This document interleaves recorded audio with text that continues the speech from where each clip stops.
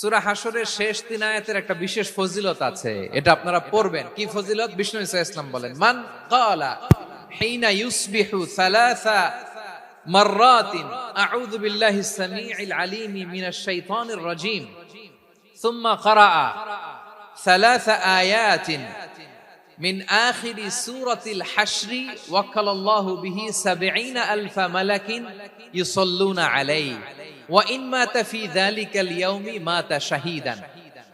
বিশ্বনবী মুহাম্মদুর রাসূলুল্লাহ সাল্লাল্লাহু আলাইহি আউযু বিল্লাহিস সামিউল আলীম মিনাশ শাইতানির রাজীম। এরপরে সূরা হাশরের শেষ 3টি আয়াত তেলাওয়াত করবে। রব্বুল আলামিন ওই ব্যক্তির জন্য ৭০,০০০ ফেরেশতা নিয়োগ দিবেন যারা সারা দিন ওই লোকের জন্য মাগফিরাতের দোয়া করবে।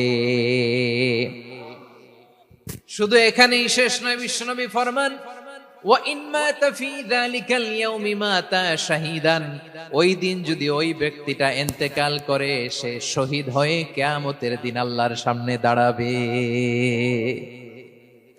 সকালবেলা যদি পড়েন ৩ বার আউযু বিল্লাহিস সামিউল আলীম মিনাশ শাইতানির রাজীম ৩ বার পড়ে সূরা হাশরের শেষ ৩ আয়াত যদি তেলাওয়াত করেন, তাহলে আপনার জন্য আল্লাহ তাআলা ৭০,০০০ ফেরেশতা নিয়োগ করবেন। সারা দিন তারা আপনার জন্য মাগফিরাতের দোয়া করবে। আর ওই দিন ইন্তেকাল করলে আল্লাহ তাআলা শহীদ হিসেবে আপনাকে কিয়ামতের দিন দাঁড় করাবেন। সুবহানাল্লাহ। এত আস্তে